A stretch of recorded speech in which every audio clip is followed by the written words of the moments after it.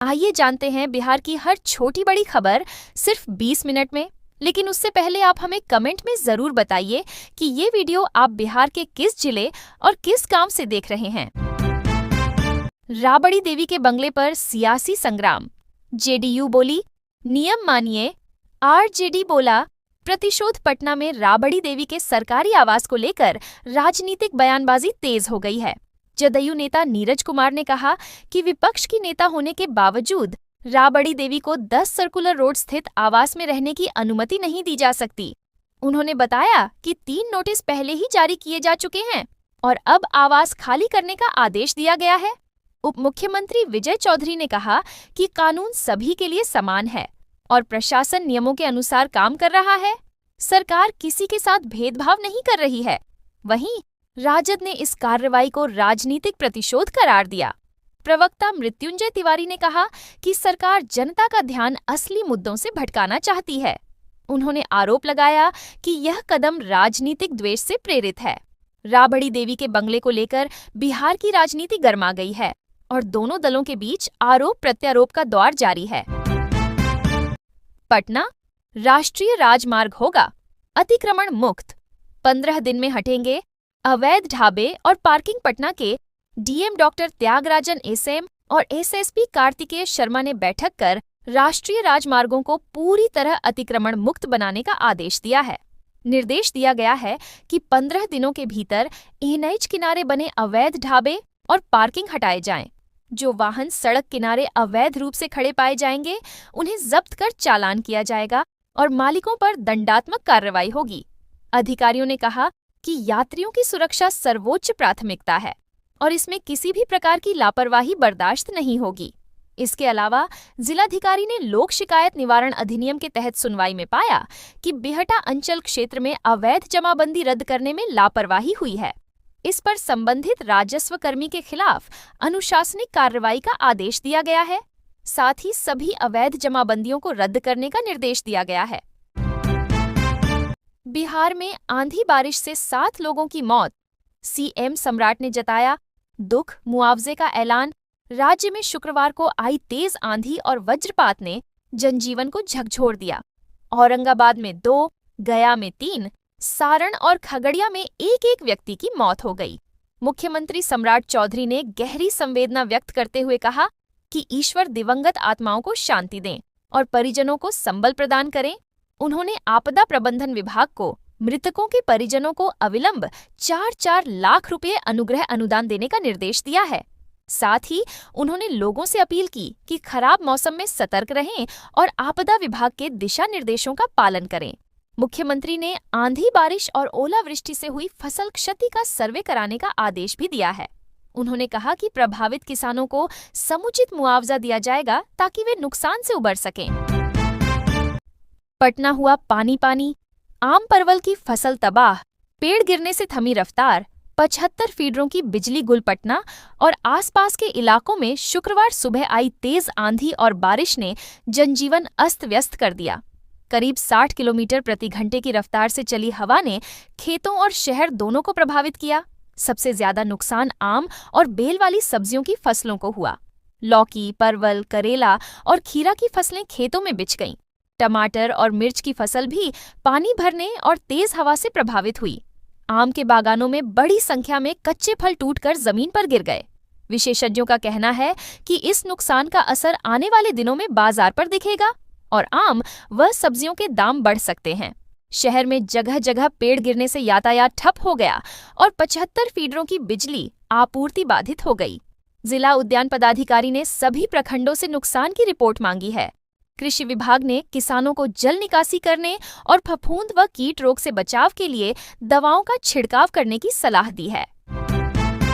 अररिया में 2 जून को आ सकते हैं सीएम सम्राट चौधरी। प्रशासनिक तैयारियां। तेज सीमांचल की राजनीति में अहम सिकटी विधानसभा क्षेत्र में मुख्यमंत्री सम्राट चौधरी के संभावित दौरे को लेकर प्रशासनिक और राजनीतिक गतिविधियां तेज हो गई हैं। प्रस्तावित कार्यक्रम के अनुसार वे मजरक पंचायत में आयोजित जन सहयोग शिविर में भाग ले सकते हैं। हालांकि आधिकारिक कार्यक्रम अभी जारी नहीं हुआ है, लेकिन प्रशासनिक स्तर पर तैयारियां शुरू हो चुकी हैं। अधिकारियों ने स्थल का निरीक्षण कर सुरक्षा, यातायात, पेयजल, बिजली और स्वास्थ्य सुविधाओं का जायजा लिया। सिकटी क्षेत्र भाजपा का मजबूत गढ़ माना जाता है। यहाँ से लगातार 3 बार भाजपा प्रत्याशी विजयी रहे हैं। राजनीतिक जानकारों का मानना है कि यह दौरा केवल प्रशासनिक कार्यक्रम नहीं होगा, बल्कि सीमांचल में विकास योजनाओं और सुरक्षा मुद्दों पर सरकार की प्राथमिकताओं का संदेश भी देगा। खास बात यह है कि जन सहयोग शिविर में आम लोगों की समस्याएं सीधे सुनी जाएंगी और 30 दिनों में समाधान का वादा किया गया है। गौ माता को राष्ट्र माता का दर्जा दिलाने के लिए घर घर दस्तक देंगे। बजरंग दल कार्यकर्ता भागलपुर में लिया संकल्प। भागलपुर के गौशाला परिसर में बजरंग दल के नेतृत्व में गौ सम्मान आह्वान अभियान की बैठक हुई। बैठक का उद्देश्य था कि गौ माता को राष्ट्र माता घोषित करने की मांग को जन जन तक पहुंचाया जाए। साधु संतों ने कार्यकर्ताओं को संबोधित करते हुए कहा कि भागलपुर की ऐतिहासिक धरती से उठी आवाज राष्ट्रीय स्तर तक पहुंचनी चाहिए। उन्होंने कार्यकर्ताओं से घर घर जाकर लोगों को जोड़ने और गौ संरक्षण के प्रति जागरूकता फैलाने का आह्वान किया। वक्ताओं ने कहा कि सनातन धर्म में गौ माता आस्था और संस्कृति का प्रतीक है। दूध, गोबर और गोमूत्र मानव जीवन के लिए लाभकारी हैं, इसलिए लंबे समय से उन्हें राष्ट्रमाता का दर्जा देने की मांग उठती रही है। बैठक में संकल्प लिया गया कि जब तक यह दर्जा नहीं मिलता, अभियान जारी रहेगा। आने वाले दिनों में हस्ताक्षर अभियान, जन जागरण रैली और गोष्ठियों का आयोजन होगा। बैठक के अंत में गौशाला परिसर से जुलूस भी निकाला गया। पटना से सिलीगुड़ी जा रही बस भागलपुर में बनी बर्निंग बस। देखते ही देखते हुई खाक भागलपुर जिले के झंडापुर थाना क्षेत्र में बिहापुर बस स्टैंड पर गुरुवार देर रात करीब 2 बजे पटना से सिलीगुड़ी जा रही लग्जरी एसी बस अचानक धू धू कर जलने लगी। आग की लपटें 20 से 25 फीट ऊपर उठ रही थीं। गनीमत रही कि बस खाली थी और केवल चालक राज राहुल मौजूद थे। उन्होंने समय रहते बस रोककर बाहर निकलकर अपनी जान बचाई। घटना की जानकारी मिलते ही यातायात पुलिस और थानाध्यक्ष प्रशांत कुमार मौके पर पहुंचे। नवगछिया और बिहपुर से दमकल की गाड़ियां बुलाकर काफी मशक्कत के बाद आग पर काबू पाया गया। आग लगने का कारण शॉर्ट सर्किट या तकनीकी खराबी बताया जा रहा है।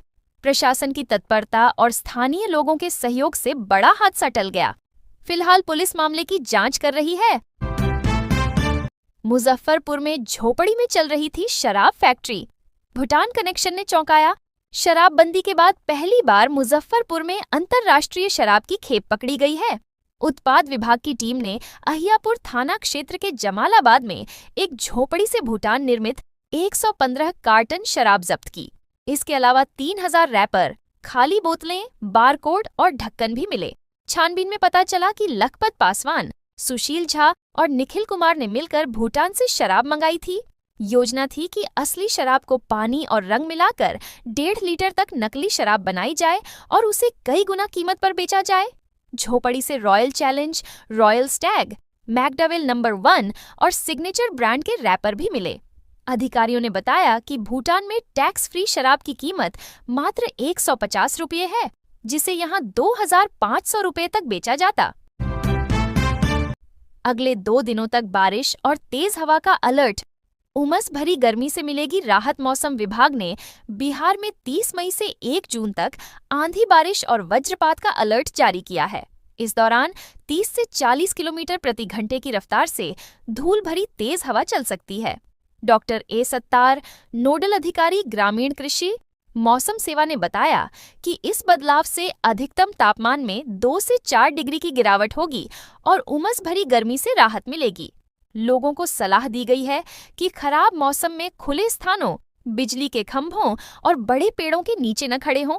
किसानों को भी चेतावनी दी गई है कि गर्जना शुरू होते ही सुरक्षित स्थानों पर शरण लें। बंगाल की खाड़ी से आ रही नमी और प्री मानसून गतिविधियों के कारण उत्तर बिहार समेत पूरे राज्य में राहत की उम्मीद है। हलवाई के बेटे दीपू कुमार बने बिहार पुलिस जवान। गया के किसान परिवारों ने रचा सफलता का इतिहास। गया जिले के फतेहपुर प्रखंड से इस बार कई बेटों और बेटियों ने बिहार पुलिस परीक्षा में सफलता हासिल कर पूरे इलाके का नाम रोशन किया है। मनहोना गांव के अखिलेश, अरविंद, पिंटू और रिया ज्योति, रंगूनगर की सिंकू कुमारी, बगबंदवा की सीमा, जयपुर की प्रीति और केवल गांव के राजकुमार सफल हुए। सबसे प्रेरक कहानी दीपू कुमार की है।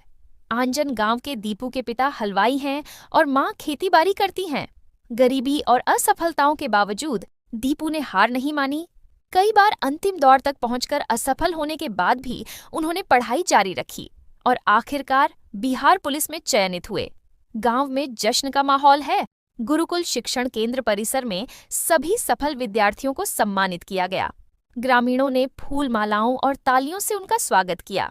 यह सफलता साबित करती है कि मजबूत इरादों और मेहनत के सामने संसाधनों की कमी भी बाधा नहीं बन सकती। जेडीयू विधायक पप्पू पांडेय और उनके भाई को सुप्रीम कोर्ट से राहत। पुलिसिया कार्रवाई पर लगी रोक कुचाए कोर्ट। विधानसभा क्षेत्र के जदयू विधायक अमरेंद्र कुमार पांडेय उर्फ पप्पू पांडेय और उनके भाई सतीश पांडेय को सुप्रीम कोर्ट से बड़ी राहत मिली है।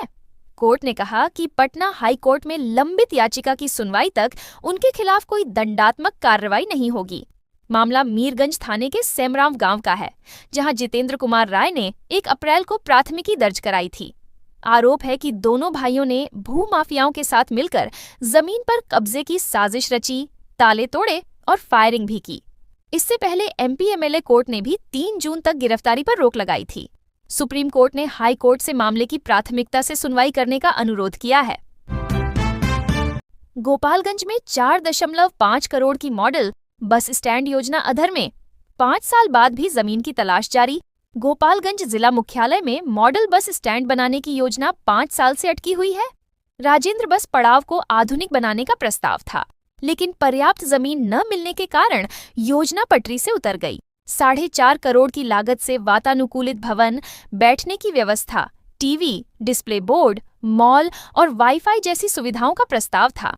नगर परिषद ने योजना नगर विकास विभाग को भेजी थी, लेकिन जमीन की कमी के कारण यह फंस गई। राजेंद्र बस पड़ाव से पटना, वाराणसी, मुजफ्फरपुर, सिलीगुड़ी और रांची के लिए बसें चलती हैं। हर साल लाखों रुपए की आय होती है, लेकिन यात्री सुविधाओं का अभाव है। बरसात में परिसर जल जमाव से भर जाता है और यात्रियों को भारी परेशानी होती है। राधानगर पहुंचे भागलपुर एमएलए रोहित। बकरीद विवाद पर सीएम सम्राट से की बात। भागलपुर जिले के शाहकुंड प्रखंड के राधानगर गांव में बकरीद के दिन मंदिर के पास कथित आपत्तिजनक सामग्री लेकर गुजरने की घटना से विवाद पैदा हुआ। शुक्रवार देर शाम भाजपा विधायक रोहित पांडेय मौके पर पहुंचे और ग्रामीणों से मुलाकात की। ग्रामीणों ने आरोप लगाया कि घटना से सामाजिक सौहार्द बिगाड़ने की कोशिश हुई। महिलाओं ने पुलिस पर भी गंभीर आरोप लगाए कि कार्रवाई के दौरान महिला पुलिसकर्मियों की अनुपस्थिति में पुरुष पुलिसकर्मियों ने अभद्र व्यवहार किया और बल प्रयोग किया। विधायक ने आश्वासन दिया कि दोषियों की पहचान कर कड़ी कार्रवाई होगी और निर्दोषों के साथ अन्याय नहीं होगा। उन्होंने मुख्यमंत्री स्तर तक मामला पहुंचाया।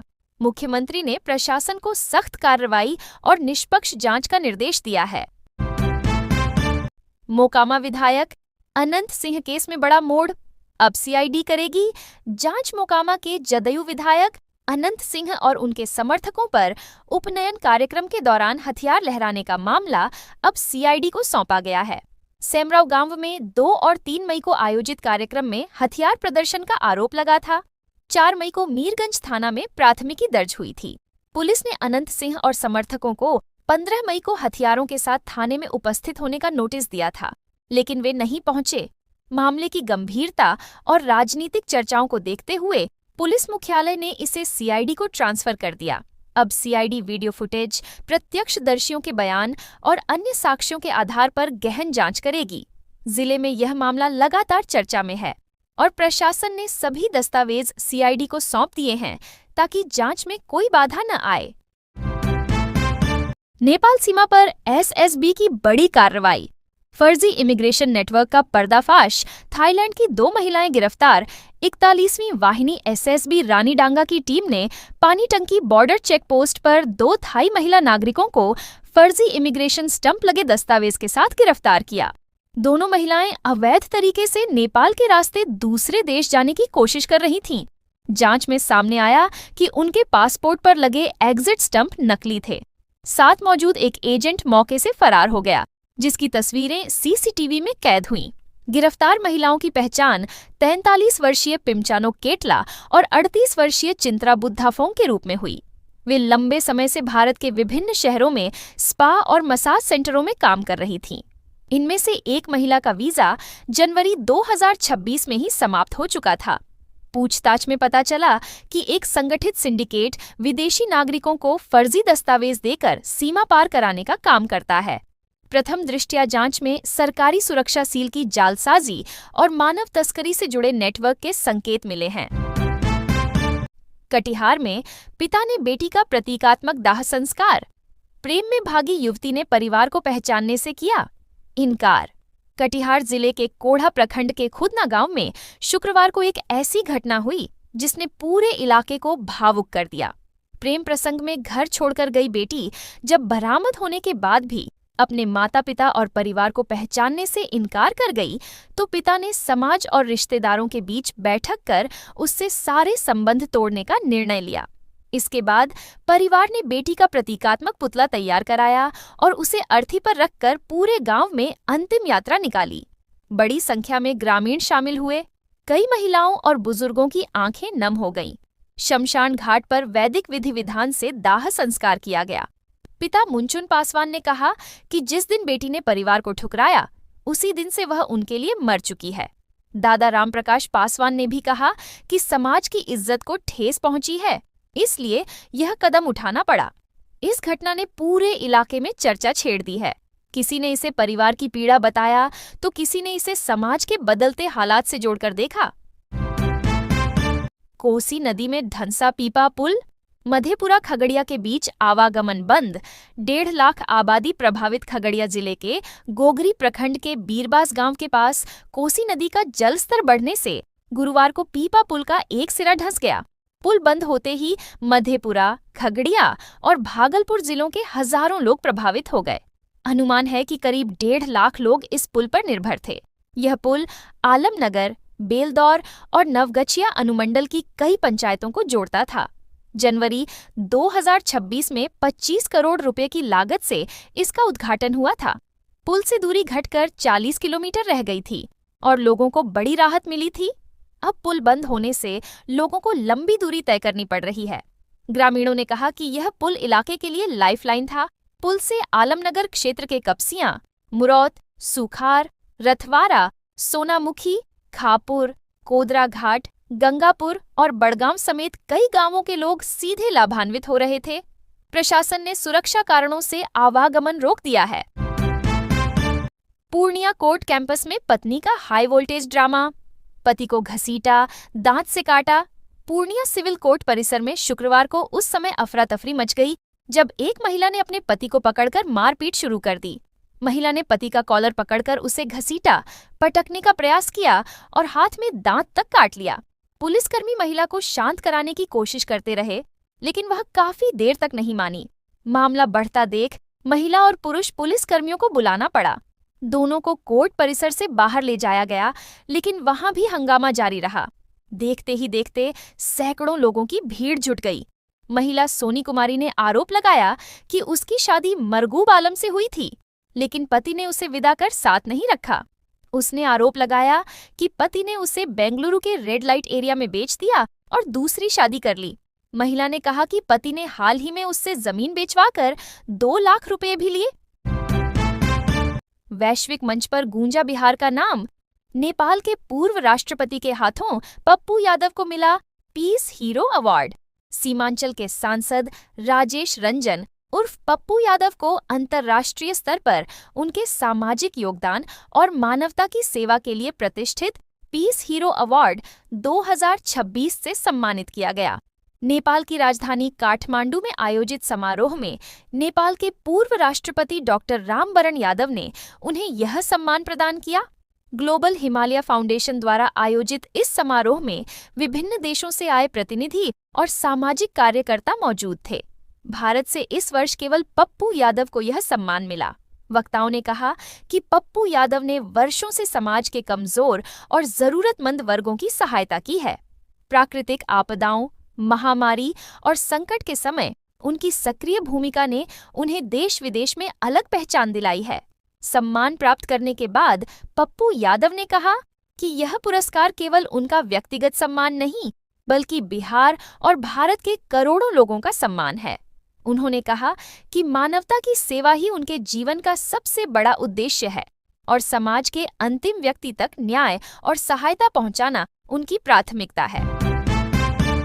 सारण में शादी के अगले दिन खुला पति का खास राज। दुल्हन पहुंची थाने। सारण जिले के दिघवारा थाना क्षेत्र से शादी के नाम पर धोखाधड़ी और प्रताड़ना का चौंकाने वाला मामला सामने आया है। अमनौर थाना क्षेत्र के बल्हा गांव निवासी एक नवविवाहिता ने अपने पति और ससुराल पक्ष के 11 लोगों पर जालसाजी, दहेज प्रताड़ना, मारपीट और जान से मारने की धमकी देने का आरोप लगाया है। महिला ने बताया कि उसकी शादी 9 मार्च 2026 को सीतलपुर गांव में हिंदू रीति रिवाज से हुई थी। शादी में पिता ने 6 लाख रुपए नकद, सोना चांदी के गहने और करीब 3 लाख रुपए के सामान दिए थे। लेकिन शादी के अगले ही दिन उसे पता चला कि उसका पति ट्रांसजेंडर है। विरोध करने पर पति ने जान से मारने और लाश मायके भेज देने की धमकी दी। महिला का आरोप है कि ससुराल पक्ष ने उसे मानसिक और शारीरिक रूप से प्रताड़ित किया। जब उसने मायके वालों को जानकारी दी और वे विरोध करने पहुंचे तो उनके साथ भी मारपीट की गई। 20 मार्च को महिला को घर से निकाल दिया गया और उसके कपड़े व गहने छीन लिए गए। पीड़िता ने पति संतोष कुमार महतो, ससुर मनोज महतो, सास इंद्रवती देवी समेत कुल 11 लोगों को नामजद किया है। दिघवारा थाना पुलिस ने आवेदन प्राप्त कर जांच शुरू कर दी है। यह मामला इलाके में चर्चा का विषय बना हुआ है। बिहार सरकार का बड़ा फैसला, अब 80% फंड ग्राम पंचायतों पर खर्च। बिहार सरकार ने पंचायती राज व्यवस्था में बड़ा बदलाव करते हुए वित्तीय वर्ष 2026 से 27 से ग्राम पंचायतों को अधिक अधिकार देने का निर्णय लिया है। पंचायती राज विभाग के निदेशक नवीन कुमार सिंह ने सभी जिला पंचायत राज पदाधिकारियों को पत्र जारी कर सबकी योजना सबका विकास अभियान को लागू करने का निर्देश दिया है। नई व्यवस्था के तहत अब कुल अनुदान राशि का 80% हिस्सा ग्राम पंचायतों में खर्च होगा, जबकि पंचायत समिति और जिला परिषद को 10-10% मिलेगा। पहले ग्राम पंचायतों को 70% और समिति व परिषद को 15-15% मिलता था। फंड का उपयोग स्वच्छता, ठोस अपशिष्ट प्रबंधन, जल प्रबंधन और संचालन अनुरक्षण मद में किया जाएगा। ग्राम सभा के प्रस्ताव के आधार पर स्थानीय जरूरतों के लिए भी राशि खर्च की जा सकेगी। पटना में आयोजित राज्य स्तरीय कार्यशाला में अधिकारियों को साक्ष्य आधारित पंचायत योजना तैयार करने और ग्राम स्वराज पोर्टल पर डाटा अपलोड करने की जानकारी दी गई। ग्रामीण क्षेत्रों में इस नई व्यवस्था को लेकर चर्चा तेज हो गई है। विभागीय सूत्रों के अनुसार पिछले वित्तीय वर्ष की बची राशि को भी नई योजना में समायोजित किया जा सकता है।